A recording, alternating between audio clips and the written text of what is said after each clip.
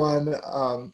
My name is Chris Barrett, and welcome to the inaugural episode of the Tavern Keeper, which is a video series highlighting taprooms, brewery taprooms, probably most of which I've been to and have some semblance of ability to talk about, but just some of my favorite communal spaces in this time of social distancing where we can't really go to communal spaces, so we have to make them via Zoom. And doesn't stop us from reminiscing and talking and learning about wonderful communal spaces that we'll be able to get to someday very soon. So joining me today is the co-owner, co-purveyor, head brewer. Those terms are always funny to me. I'm not sure. Head brewer, brewmaster, co-founder of Fifth Hammer Brewing Company in Long Island City, Queens, New York, Chris Cuzme. Hello. Thanks for having me, Chris. Yeah, welcome. Thanks for joining. How are you doing in these recent tumultuous times? Doing well, actually, all in all. I mean, it's tumultuous times and we're all just getting adjusted to a new way of living, and hopefully it's temporary, but I think our whole thing is going to shift even when we come back, and our, I guess that's part of this show, is figuring out where we are now and where we're going to and what it's all going to mean, right? Yeah, it's a time of perspective to be gained for sure, which is really cool. So just a quick bit about this series. Since this is the inaugural episode, I wanted to give a quick synopsis of where it's all headed. This is planned to be a short video interview series with folks who have built really wonderful communal spaces. I've been a part of the New York City beer scene for about 5 years now. And when I started my exploration of it, I was always drawn to tap rooms. I said, I'm going to visit breweries and see what happens. And the results were really glorious. Like literally everyone I talked to, bartenders, sales reps, patrons, and a lot of times the owners are behind the bar in the early stages of a brewery opening. The hospitality and the willingness to talk about literally anything, not just the process of opening a brewery or brewing beer, but just how are you doing? How's your life? Who are you? What are you? What do you do? Why are you here? That was always such a warm thing for me. And so I've always wanted to do some semblance of series, kind of chronicling that. This may expand to a video like an on-site series back when we're allowed to go to get on-site with each other. We'll revisit then, but that's kind of the idea behind this. So we'll learn together about some of the wonderful tap rooms in the city, of which I think there are about 45 now throughout the 5 boroughs. Does that sound right? A little high. I mean, I think there are 37 in the area, 37 brewers brewing in the city, some of which are open making beer, but hadn't actually had the privilege of actually opening their tap room yet. Right. They're just like on the brink. I'm familiar with a few of these wonderful folks who, it's an amazing challenge for all businesses, and I think humanity will win, and we'll all support each other and figure it all out, which is cool. But just a quick bit about Fifth Hammer, if you could. So I had the really wonderful privilege. I worked down the street at Rockaway, which is a block away from Fifth Hammer, and I'd walk from the E train to my shifts most days while you guys were in the process of building out, and I'd get to see the progress kind of every week, which is kind of cool, and I'm sure arduous and really painstaking, but also wonderful for you guys. It's probably easy to say now that you're able to function as a brewery for 2+ years now, right? You're able to kind of look back on that time with some fondness, I imagine. So what was the process opening like with regards to building a taproom space? Like what did you want it to be? Is it what you wanted it to be? Did you have some non-negotiables, like we need this and this that you've seen work before?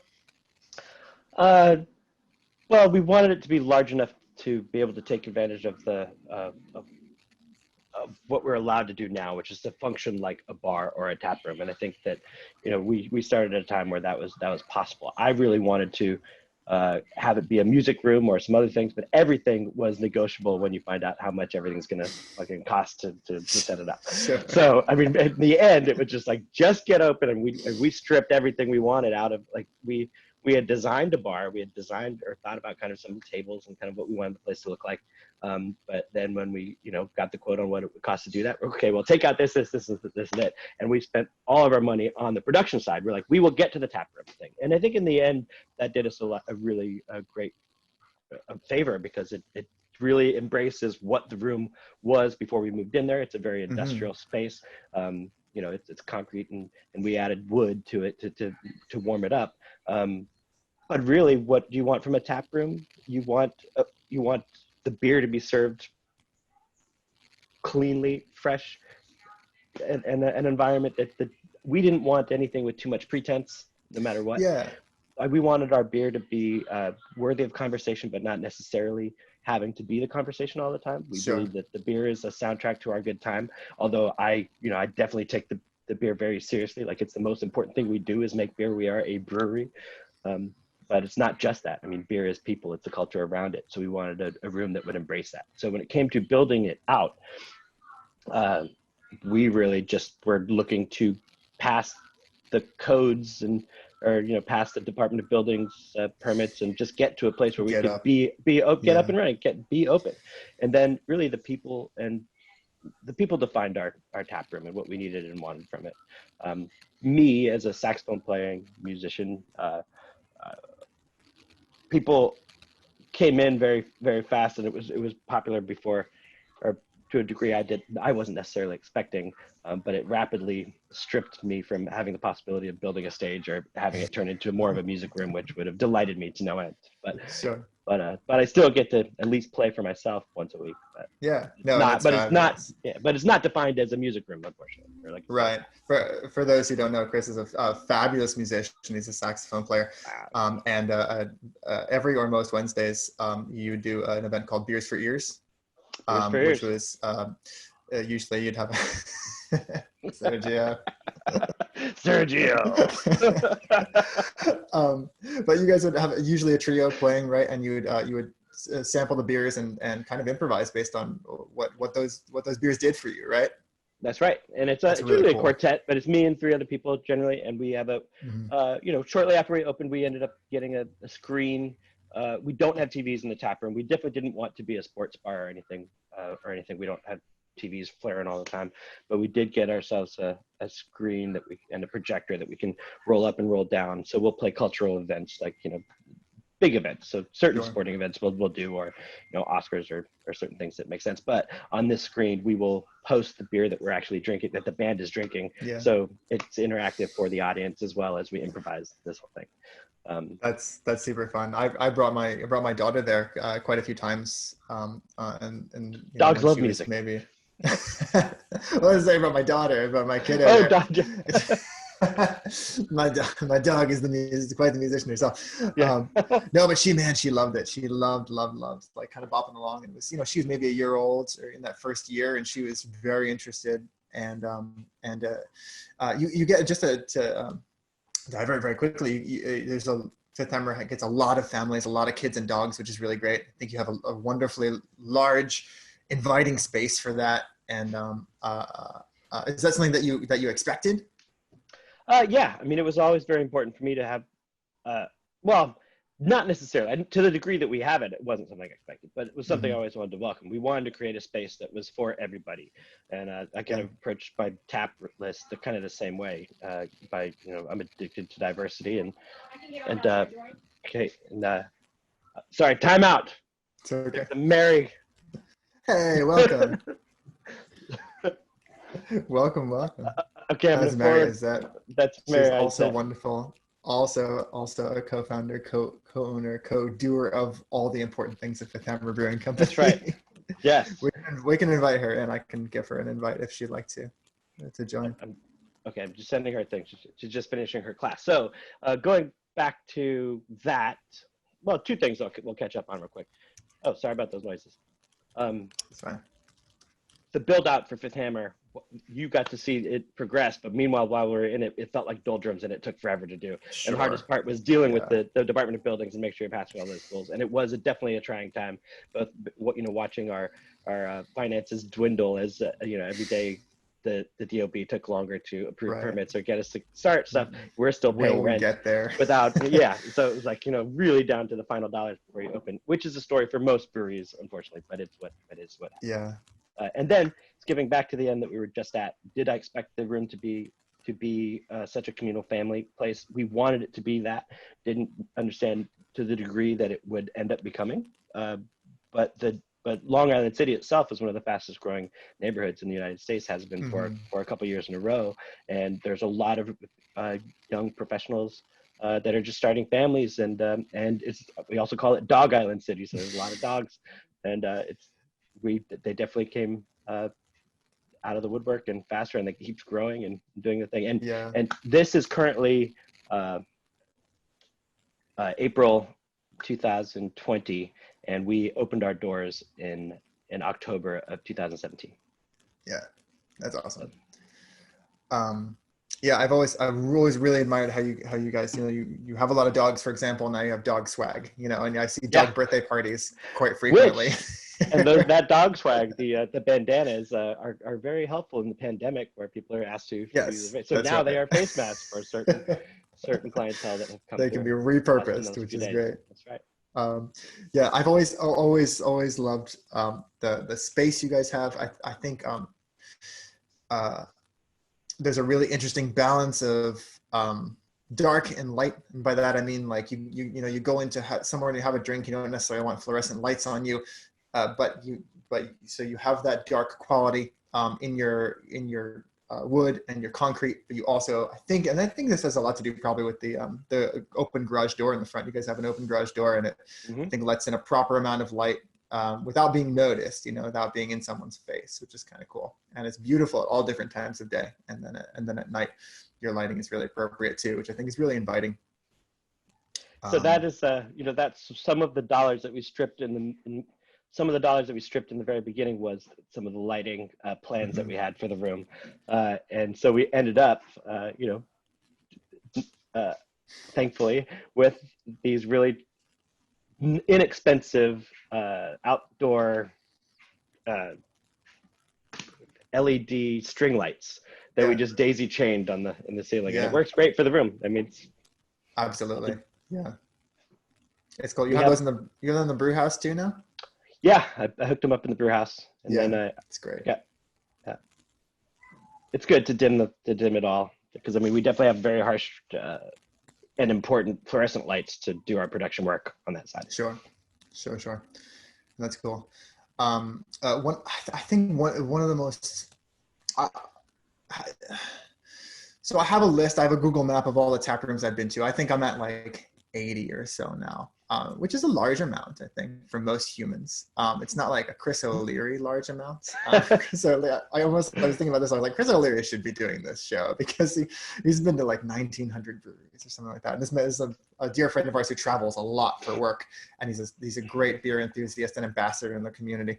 But the ones that stand out to me have some sort of defining characteristic physically, even if that's not their intention, like we've got this crazy wall, this is a mural wall, but I feel like the long stone bar top you guys have is really, really fabulous. And I know there's an arduous story involved with obtaining that thing. But I love sitting at it. I think it's just so cool and communal, and I know it's probably got its challenges too, but it's so memorable and really wonderful. But I can't imagine it was easy to get and put in. It was hard to put in, but it was very easy also to put in, because we had a friend that was willing to help us put it in. One of the hard parts was actually getting the stone, and it like I said, we took everything out of our budget to do the tap room, and we got this call out of the blue from our friend, our now friend, Chris Trematola, who was like, hey man, I see you guys are opening a tap room, and I have a little wood shop, and I'm an architect by day, and I have this shop and I do some things. If you want any help doing some stuff, I'd love to help out where I can. Not for just I'd like to do it because I'm interested in it. And we're like, okay, come on over, buddy, have a beer. So he came over to the warehouse. We hadn't done anything. A couple days, and he's super cool, really great. Has since become a really, really great friend.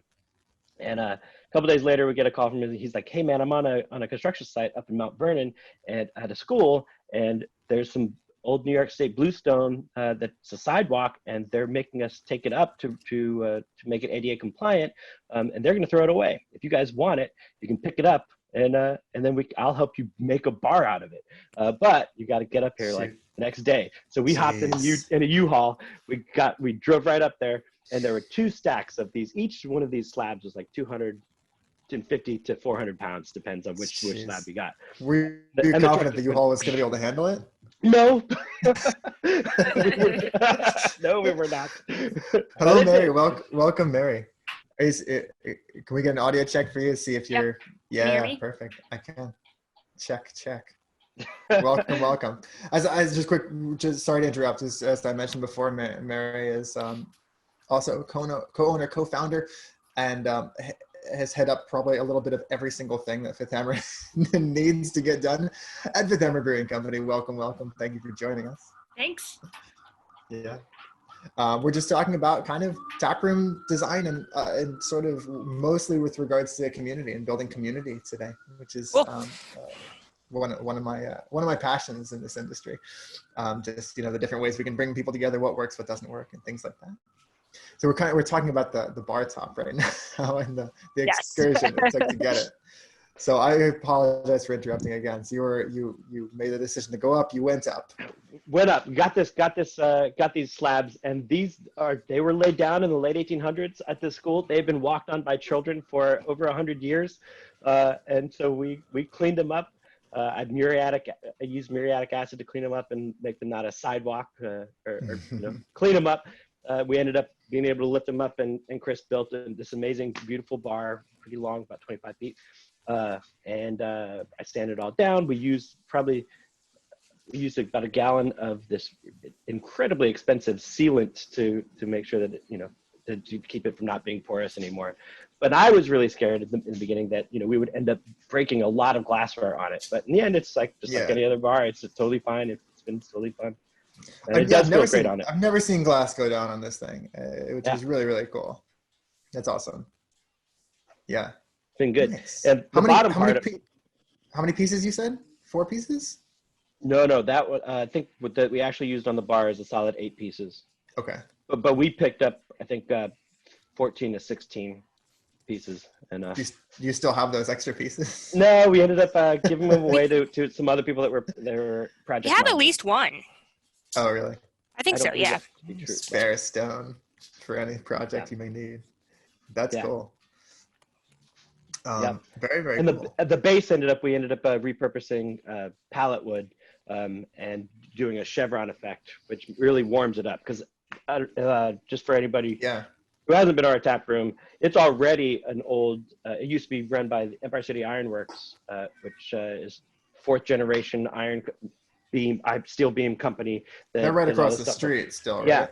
Yeah, and they used to own our whole side of the block. And but anyway, it's just like we're just a big brick place. There's a lot of stone and concrete, and so we doubled down on that stone, and to warm it up, we've got wooden tables that we built ourselves as well, and then we have this wooden shelf or structure for the stone. So try to balance it out with that kind of that. Yeah, very cool. I've never really thought specifically about this, but it's such a wonderful. I mean, most brewery tap rooms I've ever been to, and certainly most in the city, are still have this industrial kind of feel. Like we're not gonna. I mean, again, you so much money has to go into the production side of the brewery, and like the tanks that actually have to make beer, and the equipment that actually has to function a specific way. That at the end of the day, tap room is what you can muster. But it's interesting. I come from a theater background, and I had a friend who was a lighting designer who always told me, I told him one time, the lights are really fabulous. And he's like, my goal is kind of, if you don't notice the lights, then I've done a good job. I feel in the same way. If you don't notice a design element, then it's probably done. It's served its purpose, and then the beer can shine, which is kind of cool. Hey, Footer Brow. This is one of the coolest cans I've seen in a long time. Footer fermented lager. Really, really wonderful. We'll chat at the end of this for sure about how we can get your beer and your delivery options and things like that. Most breweries in the city and all over the darn place have moved to a to-go model, either doing crowlers or cans if they're canning. And if they're not canning, they probably find a way to can right now to get beer out and to the public in a safe manner. And everyone's been doing a really, really great job, which is kind of cool. The New York City Brewers Guild Instagram and website have full lists of how you can get beer from most of the breweries. And the brewers, the ones near you, can thank Mary for that very probably, I believe. Yeah. Yes. That's actually what we just I just got a message from our to-go beer tender right now that we actually kicked one of the beers is done, the final keg kicked, so I have to take it off the website before anybody orders it. So yes. Yeah, go for that. Lots of learning has been done in the last 3 weeks. It's a learning time for yes. sure. On all fronts. Always, but especially because we didn't have an online store that had, beer and our merch to go for people to pick up. It didn't exist at all. So just, learning the store and getting everything up there and taking photos, and we're doing 16-ounce cans on demand. I don't know if Chris talked to you about that, but there's a nationwide crowler shortage. So we are now doing, we're canning 16-ounce cans, which we have on demand. So they're basically like a mini crowler. We have a wonderful October seaming machine that we bought for sales samples. So we're using that. But we had to pivot once we ran out of crowlers and realized there was a shortage. We had to pivot to that. So, just getting up, we ordered new labels for those cans, just all that stuff has taken time and some thought, I guess. Yeah. So far, so good, man. Really. Yeah. And talking about community, man, I have to say we've seen such great support from people.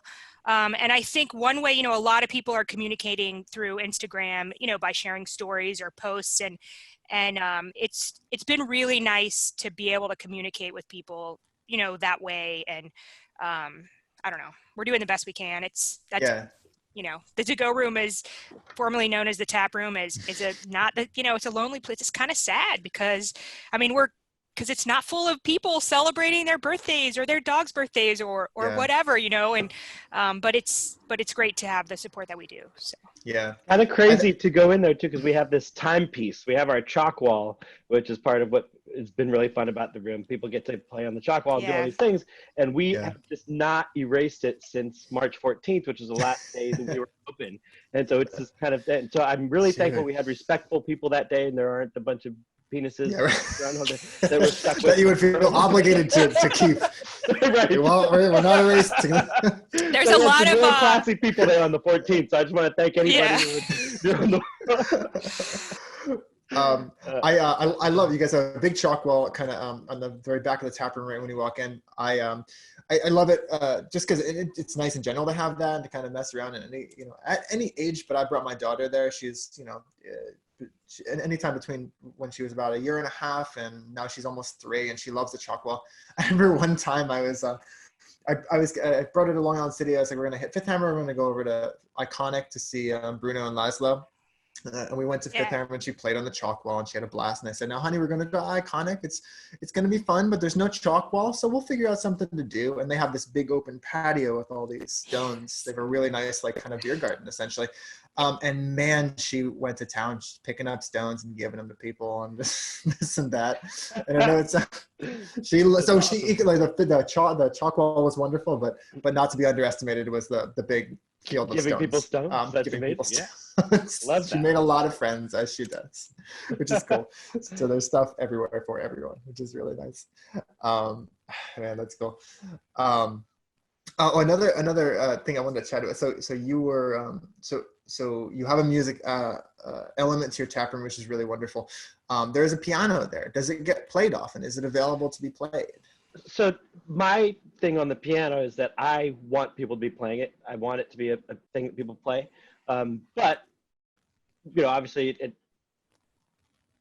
you're not a good piano player, or if you're just banging on it, you're affecting people's enjoyment in the room. So I think it's really a buddy or an honor system. You ask the bartender, and if they're willing to, if the time is right and they're cool with it, then it's what it is. I mean, it's up to them at this point. My hands are tied. I gotta keep them happy and keep the room happy. They know best what's going on in the room. You could do it. Yeah, you could do an audition system where you have to prove your worth on the piano before you get the key, perhaps.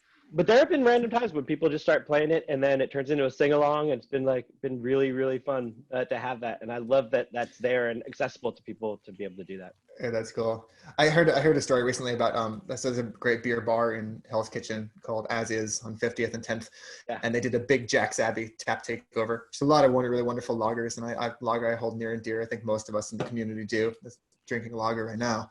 I'm drinking IPA at the moment. I'm drinking the Electric Blue from Single Cut. Which to my Food Town's credit, they have Single Cut, they've got KCBC, they've got quite a few local beers, which is really cool. You should hit them up. It's a Fifth Hammer up in my local Food Town on 147th Street. Nice. when the time comes. Jack's Abbey did a full 20 tap takeover of all these Jack's Abbey beers, a lot of lagers, and being in Midtown, one of their regulars is a Broadway pit musician, a trumpet player, and they were doing some sort of lager shotgun chug competition thing, and he had his trumpet. He's like, "Do you want me to do a fanfare or something like that?" And they're like, "Yeah."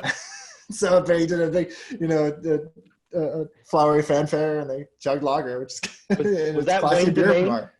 Was that Wayne Domain? I don't know. I didn't catch his name, but I'll find it out. I'll put it in the show notes.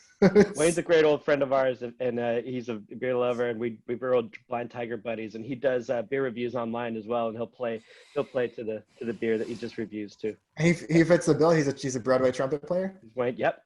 That's good. It was probably him. That's cool. Yeah. Nice. I mean, he's Broadway and orchestral, and also is now trumpet teacher at NYU now as well.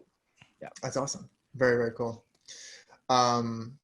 Mary, question for you. Because I feel like you're often in the trenches on a lot of things that need to get kinks that need to get worked out and stuff. Yes. So when you guys you have a pretty large bar space, and so you probably start out with a plan, and then you see the flow and the customer base that comes in, and how many people come in, and how many people you have to serve. Were there any like major changes you had to make in the first couple of weeks / months of service when you're like, man, we're really, because you guys crushed it right off the bat, which is really cool. Was there anything where you're like, man, we really need to pivot or shift in a certain way, or happy accidents or anything like that? I don't think so. Honestly, I mean, I didn't actually have much. I was still working like full time when we were opening, so I really didn't start. I started like bartending and doing menus and tasting notes and that tap room right when we opened. But leading up to the opening, like I was pretty, it was all Dave and Cuzme, and they, we have a very wide back bar, or very deep back bar, or like bar area for our bartenders to be in. I think we didn't actually change very much the first few weeks. We have changed things over time, I guess. Like we have a game shelf, and that's changed a couple of times. Kind of figuring out like how the back bar is set up, and actually that was in the plans before we had to go to this to-go only model. But we do have some plans to change up the back bar just to accommodate glassware better. We had to change to a high temp dishwasher at one point because our low temp dishwasher couldn't handle the glassware, that kind of stuff. We added a new can fridge that is, a tall can fridge that's beside the bar. Those kind of things like happened over time. Like our merch section has evolved, but not really. We haven't actually had to change. I think because we have a lot of room, we were very lucky in that we were able to accommodate, we had extra space. Yeah. I think a lot of this was just going in it with an attitude of like knowing that it would change, and whatever we thought it was going to be might not be or be, and allowing the room to define itself and holding its hand to navigate it to the place that it needed to be because it wanted to be that way. Yeah. And if that makes any sense, like just be like, don't have too many expectations. Yeah. If I were to advise anybody on opening a tap room, it would be like, whatever you think it's going to be, it might not be, and like, let the consumer's going to be your boss, and they're gonna want it to be a certain way, and you need an outlet to have your. So good for you, because I think that's a really hard thing to embrace and to kind of on the fly. It's like having a conversation. It's steering into it, and it's responding, and in that sense, it's not shouldn't be that hard. You know what I mean? If you have the money to make the things happen, you know what I mean? True That's that. of course a roadblock, but you know, if it's relatively changes that aren't monetarily impactful, then yeah, like see what the community desires and move that way. As long as it doesn't break your own code of like what you want identity, yeah, right, and how you want to right. define yourself, like, you know, certain things you don't want to do. Like we didn't want to become a sports bar, right? But we don't mind showing sports occasionally. Yeah, no, that's cool, and I think that's great. It's really important to be flexible in that way. One last bit before we start to go lightning round. So Chris, I had been once to 508 Gastro Brewery, which is closed its doors, but essentially it was a gastro pub where you did the beer program since, was it back in around 2012 maybe? Exactly. Yeah. Fall 2012. Yep. Which was really wonderful. I went there with a buddy once, not knowing what to expect at all, and it was actually probably my first experience of tasting a beer that was made in house. Period. Nice. Now that I think about that.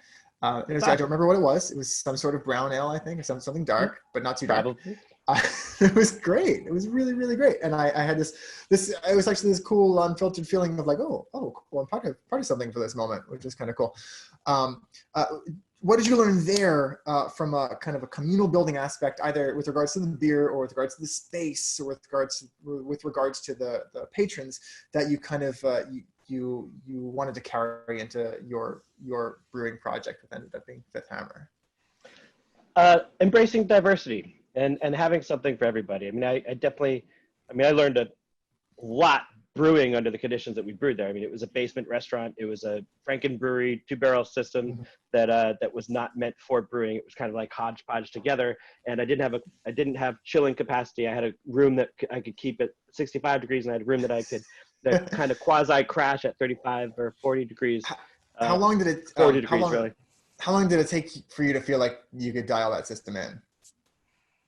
I think it was probably a solid 6 months. And, you know, same thing with Fifth Hammer, though. I mean, every system is a new system, no matter how experienced you are. Like, new equipment is new equipment, and just getting to know it and to fine tune stuff in it was something significant. But by way of like community and what I wanted, we brought the tap room, what kind of vibe we were looking for. But to your question, more on the tap room side. Yeah. What I learned and want to bring over, that diversity of beer styles, and not being able to really, no matter what I wanted to brew, people are going to drink what they want to drink as certain things. And I learned a lot about kind of where people navigate to, but also because we were a restaurant. Is that Bing coming in on your guys too? I don't hear Bing. Okay, good. That's a good thing. Anyway, that's okay. Anyway, that's okay. Anyway, because we were a really great restaurant as well, I was really able to double down on kind of the way our beers paired with, the way beers pair with things, and what kind of flavors people gravitate to, what I gravitate to, how it can navigate itself to just a really great experience. You know, that whole some greater or a result greater than the sum of its parts kind of thing. Yeah. I just talked myself into circles because all these bings were coming out from a text. No, you're okay. But, sorry about that. It makes me think of Bruno over at Iconic said once, I thought it was a really cool bit. He was like, that your favorite beer is, kind of dependent upon the environment in which you had it and the experience you had with it. You might drink a beer and it was the best beer you've ever had, and then you drink it again next week by yourself or with some other crowd, and it's not as good. But it's very reflective of the entire package, the entire experience and stuff, which is a lot of what we try to do in tap rooms. I completely agree, and I always say that kind of along those same lines, that a beer is only as good as or it can only taste as good as the people that you taste it with. Yeah, legit. Not saying you should taste your friends, but it's a part of it's the whole experience. But we're able to do that these days. Where this beer does this. I was drinking this beer before I started talking to you guys, and it does taste better now. I'm not gonna lie. That's awesome. Very, very cool.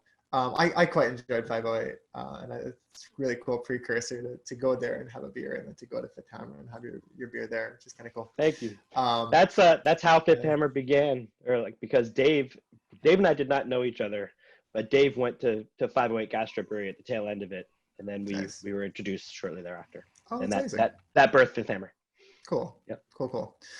So I want to start to wrap up just because I don't want to run it too long, and I didn't put a counter, so I think we're at about half an hour right now, maybe.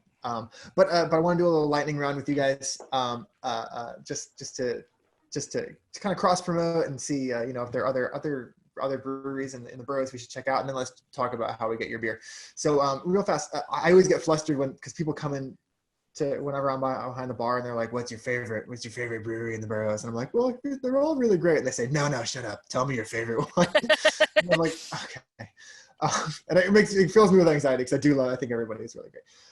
So I will say not your favorite, but a favorite or a brewery that you really, a brewery tap room that you love, that you visited, beer notwithstanding, likely their beer is good, but just an environment that really struck you.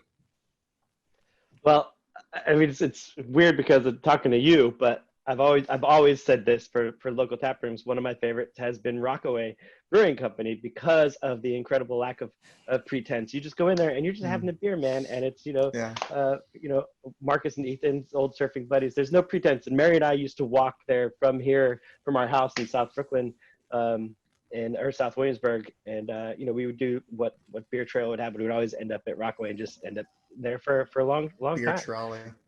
Yeah. The beer trolley. Yeah. Or take the ferry there. Yeah, you can take the ferry there now. It's just always just a really comfortable environment right there, cool. Without feeling any pressures of anything. And I've always just enjoyed that. Like I like to just sit down and have a beer. Yeah. Mary, for you? You're talking across New York City, any of the boroughs? Anywhere. Not even New York. Not even New York City. I know you guys have Not done even some New York great City? international Oh my gosh. travel. I don't know. I feel like there's so many good tap rooms out there that we've been to.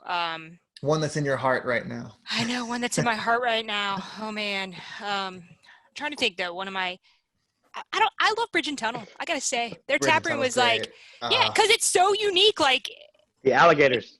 Yeah, and I don't know. It's just a really cool vibe in there. So it's a little. And I think one that's like hodgepodge. not, it's not as many people know about it. So and it's super comfortable. Everybody's really nice. It's just a neat little spot, man. Yeah, and Bridge and Tunnel is a great visit. Not only I love brewery clusters, and we're part of one. Yep. But you go to Bridge and Tunnel, you walk across the street and catch Queens, and you walk around the block and you can catch Evil Twin, which is pretty cool. And KCBC is not far either, so that's a good little circuit to do. And then Strong Rope, man. Props to Jason. Oh man, that's a great tap room too. Yep. I'm gonna try to. He's somebody I'd like to talk to for this little series too, because I love that tap room. I think it's really, really fabulous. So we talked about that.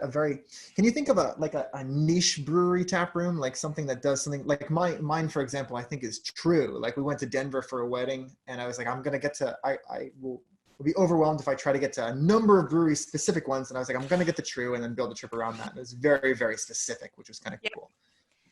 Ooh, although I'm trying to remember their name. I think I did a talk in Charlotte, North Carolina last year on Brewing with Botanicals. And I went to a tap room that was amazing. And it's called Free Range Brewing. And they do a lot of like wild ferments and use all kinds of local ingredients. And it was just great feeling tap room, super nice people, great beers. So that was one of my favorites that I've been to in the last year or so. I haven't been in a long time, but I loved going to Hill Farmstead, up in top of the hill, and it was just crazy. And it was really beautiful. It was before they did all the expansions, and it was a lot different when I went. I mean, I'm talking like I haven't been in 10 years. A lot's happened up there. It sounds like a real proper. We exist. Come here if you want. Right. That's it, Suarez seems kind of like that too. Like we're here, we're making beer, we're just doing our thing. Come visit. Come over if you like. It's just out in the country, which is kind of cool. That's awesome. A tap room that you've never been to that you'd love to visit? I don't know if they have a tap room, but Terrier in France. Like it's one of my favorite beers, Terrier Extra. And having met Dan a year ago now, and I've always just wanted to go there. I also want to go to Russian River the original Russian Yeah, River. might have been. Because, I mean, I have We my have family not too far. We got to get the heck out there. We have family in San Diego, so I guess it's like far enough. But like, we want to do the drive up the coast, and that's just seems like a holy grail visit for a lot of us. I've never been to Plan B. I would like to go to Plan B. Oh yeah. Hudson Valley will be explored once we're allowed to leave the house again. Yes. Once we're allowed to leave the Once we're free again, free to move. I have a feeling there will be a lot of group trips when that happens to the Hudson Valley. Beacon is another great one because industrial, like Hudson Valley Breweries up there, a number of small breweries, and then Industrial Arts just opened a tap room up there too, which is kind of cool. Yep. So that's a trip. I did that trip with my wife, my oldest daughter Amalia, and our two friends Lexa and Stefan. It was a blast of a day. We did Beacon's great because you can do the museum, you can walk all on Main Street and stuff, and so that was a spring trip that was really fabulous for us. And then the last thing, your favorite or your communal beer of the moment, something that you think would be really good to enjoy. You're both drinking one right now that is really appropriate for communal drinking, but it doesn't have to be a specific beer. It could be a style of beer that you really like maybe a style of lager, a style of Belgian beer or something. This is going to come as no surprise, but any under 4% cask ale in proper condition is my happy place. Yes, please. Yeah. I think that I'm looking forward to, wait, I got to get the name right before I talk about this. Here it is. Okay, the All Together beer, which Other Half has organized, and which we are going to brew our own version of. Great. But I think there are breweries that are going to be, brewing different versions or similar versions all over the place. And part of the proceeds will go to hospitality staff or hospitality fundraising or a not-for-profit organization or whatever. It's up to the brewery, but I'm really looking forward to not only drinking Other Halves and ours, but also a bunch of the other breweries that are participating and brewing it as well.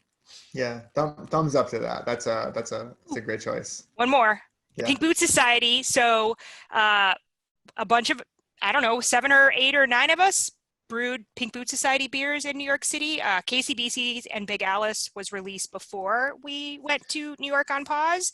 Ours is coming out. Right? Yeah, I think Torch and Crowns. Big Alice one. Yeah, it's great. Torch and Crowns came out. I think it came out this week, and ours will be released on Friday. So I'm also looking forward to some of the other ones that I haven't had, but will be kind of quietly released during this time. Yeah, great. Yeah, so definitely keep an eye out for that. That's fabulous. So that's a great segue actually. So talk to us about how we can get your beer. What's the best way, either going to the tap room or ordering online? Yep. So we're not doing delivery currently. We're doing pickup, to go beer. And we do have an online store, so you can pre-order. It's contactless, it's super easy. And you just pick it up at the tap room. So great. So Fifth Hammer is in Long Island City. Any of the neighboring neighborhoods, keep your distance. A lovely walk as the weather is turning wonderful. Yep, and we got plenty of sidewalk. All of us in Long Island City have plenty of sidewalk to line up at least 6 feet apart. So it's working really well so far. Yeah, the breweries. Everybody, from what I've seen and heard, has been doing a really fabulous job with keeping people feeling safe and keeping people safe within the tap rooms. Our business is cleaning. Basically, beer is making beer is like 80% sanitation anyway. Yes. So it's like we're set up for this sort of thing, which is kind of cool. So excellent. Thank you guys so much. I'll provide some pictures of the things we talked about. You guys are wonderful. And I'll provide some links as to where you can get Fifth Hammer beer. Again, as Chris mentioned, Fifth Hammer brews a really wide variety of beer. So there is something for everybody, something you might like. Check them out. Thank you guys so much. Really appreciate you jumping on this Chris. Inaugural episode. It's something I do feel passionate about that I want to say, and I'll say at the end of every episode is I work in the beer industry with some of the most amazing people in the world. Beer is one of the most amazing things in the world, in moderation. This time is conducive to drinking at home. Make sure you find your moderation. Make sure you enjoy this local product. And if you have trouble or want to talk about finding this level of moderation, reach out to me. Reach out to your friends. Reach out to your local brewery. We will chat with you. Awesome. Right on. Cool. Yep. Thanks so much, guys. Appreciate it. Thank you, and man. we'll check out the Cheers. next one. All right. Cheers. Cheers.